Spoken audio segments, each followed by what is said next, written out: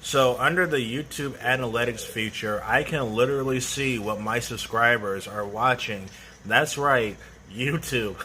This platform is literally promoting me to look at your watch history. So if you're watching something very sus, like I know for a fact that YouTube does have pornography on it, I can probably see it in my under my analytics, you know.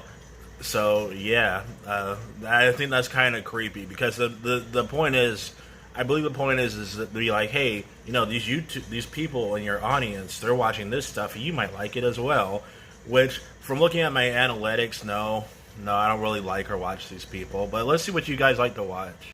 Beating Minecraft as every minority. I don't care for Minecraft, so I'm not gonna watch this one. Well, I watched Toy Story 5. All right, cool. You want a medal or something?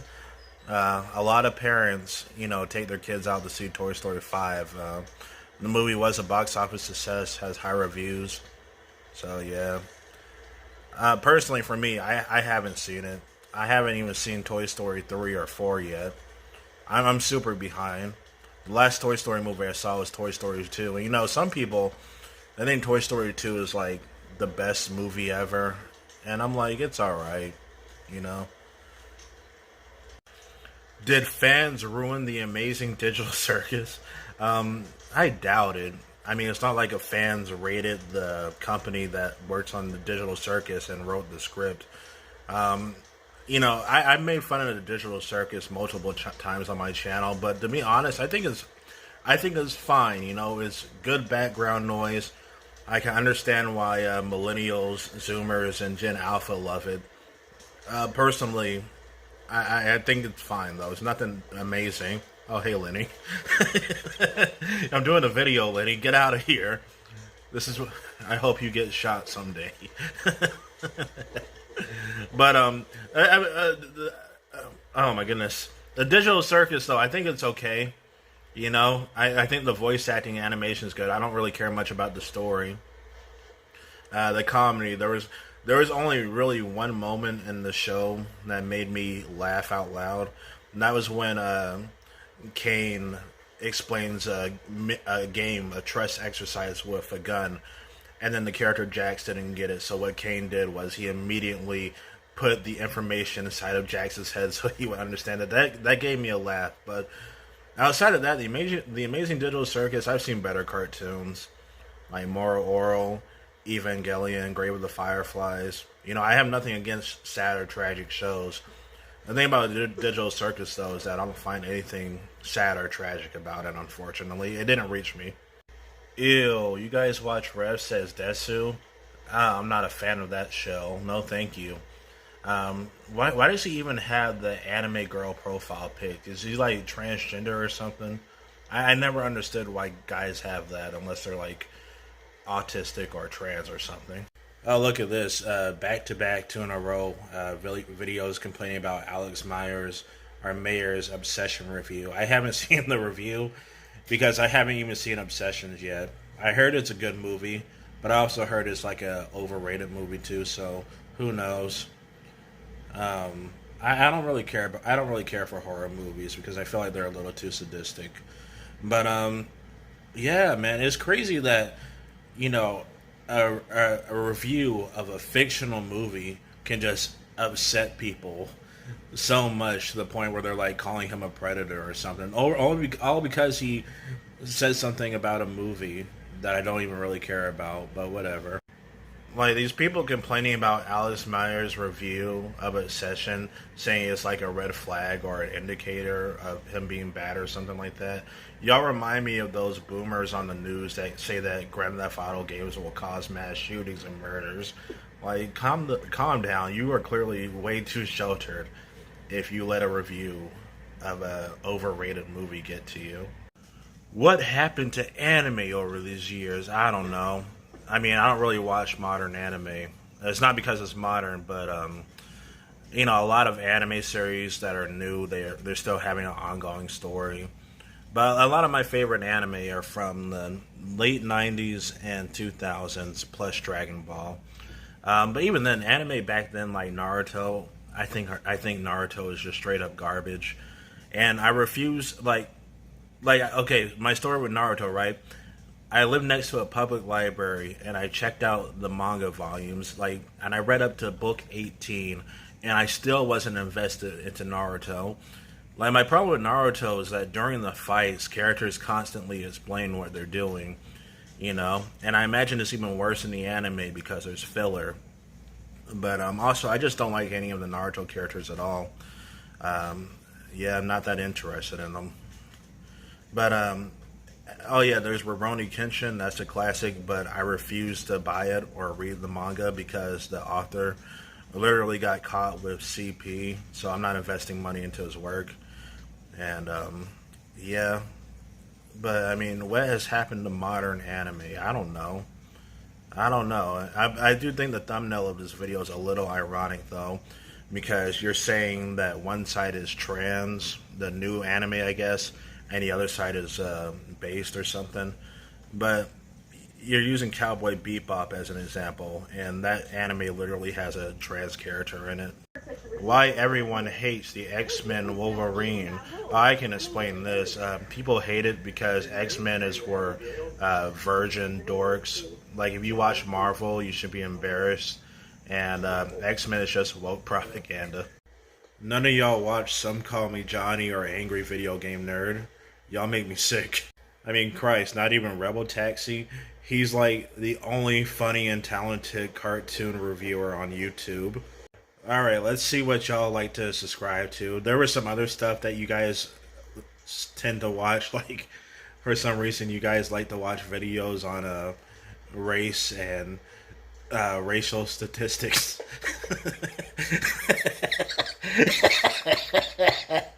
Alright, so you guys are subscribed to Hiro Hiei and Choco Bro. Now, Hiro Hiei, I forgot who he was, but I checked out his channel. I'm like, oh, he's one of those YouTubers that covers YouTube drama and constantly worships, YouTubers who have similar political opinions to him. I can tell this guy really wants to make it to the 1 million subscriber club. Anyway, then we got Choco Bro, and I found out about Choco Bro from his videos criticizing indie animations like stuff from Glitch. I like his video style. Very chill, very open with his opinions on fictional media. So yeah, good for you, bro. He also made a comment under my video, so that was pretty cool. Getting a comment from a channel that has a bigger size. I wish I had the energy and I wasn't that lazy, because the thing is, my videos are usually like this, just me filming off my phone and improvising. But with someone like Choco Bro, he actually edits his videos, and I'm pretty sure he scripts them as well, judging from how he talks in his video.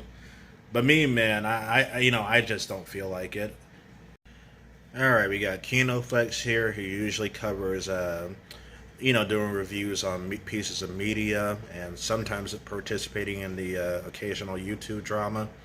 Very nice speaking voice, and it's really funny to me how a channel as small as him has managed to upset way bigger channels like the Birdman. And then we got Mentis Wave here. I don't know who that is. Oh, he's one of those people that constantly, cry about things being woke all the time.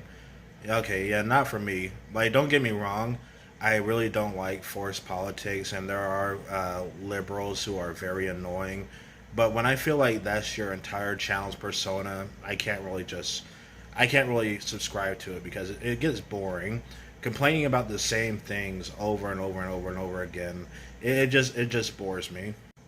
Alright, so here we got Deranged Doomer, who's, judging by his content, he's basically a less popular version of Synthetic Man. And then we got Alcoholic Horse, who I know nothing about. People with doomer mentalities, now don't get me wrong, pessimism and having doubt, that's understandable and important, part of human nature.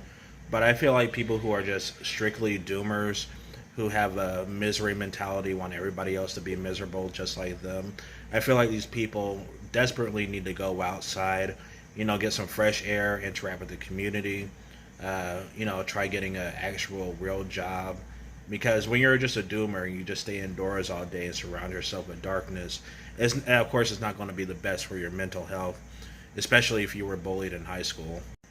All right, we got Diesel Patches here, my favorite commentary slop channel. Like, I really mean it, because what I like about Diesel Patches is that it doesn't matter what side you are on when it comes to like the political affiliation stuff. Diesel Patches will just make fun of pretty much anyone equally, you know. At least as far as what I've seen so far. I've only really known about him for a year, and his voice is also just really funny because he just constantly sounds tired, and he also makes good points too. And then we got SK, who yeah, I'm guessing. So me and SK, we had like this little YouTube beef over having different opinions on the video game Batman Arkham Knight. See, my thing is Arkham Knight is my second favorite. Well, maybe it's my third. Overall, I think Arkham Knight is a good game. I just think the story is extremely flawed, and SK thinks that the story doesn't have any flaws or whatever. So we had like a huge back and forth going on, and it was really funny stuff. But I mean, SK, I think he mostly covers Spider-Man and other Marvel stuff. I'm not really into superheroes, you know. Not as hardcore as like people like SK or Collins World. Like, I haven't even seen any MCU movies outside of Guardians of the Galaxy. Alright, so finally we got Remnant777, who I honestly don't know about outside of him making fun of Anthony Gramugula, and that's good enough for me. I'm not subscribed to him though. And then we got Basic Logic, who I did, I think, 2 videos criticizing certain opinions that he has had. Like, in one video where Basic Logic is criticizing women, he says something along the lines of, "Everywhere you go outside, there are girl bosses everywhere." And I'm like, what the fuck are you talking about? I went outside, I go to the park, the Walmart, the restaurants. I don't see any so-called girl bosses, you know? I mean, yeah, there are girl bosses in fictional movies or whatever. But in real life, no. At least in my area, it's just, white people just chilling out and raising their loud ass kids. Yeah, his example of girl bosses being everywhere was some random clip that he found off of TikTok or something. I'm like, man, you're stupid. Like, using TikTok as a source. Come on now. All right, last 2 we got is Think Before You Sleep, and I stopped listening to Think Before You Sleep after he said something along the lines of people can just hide their autism. I feel like Think Before You Sleep is kind of a poser. Like, this is the type of guy that wants to pretend like he's like the average American, like he's like everybody else. And I'm like, piss off. You are a rich, well-off YouTuber. You're not in any sort of financial struggle. You never worked a minimum wage job like other white people have. You're just a poser. You're a LARPer. You're LARPing as a regular, everyday Joe when you're actually not. And then we got Roz Media, who I really do like. He's like, outside of Diesel Patches, Roz Media is another person I like when it comes to YouTube slop drama, Recently, Roz Media upset Chibi Reviews and his Lolicon fan base. That was hilarious. And what I also like about Roz Media is that he also criticizes both extremes when it comes to the political spectrum on YouTube. Like, he's made fun of breadtubers, he's made fun of right-leaning YouTubers. Like, if you do something stupid, Rob is gonna make fun of you on his channel, and I respect that. Also, he has some nice editing.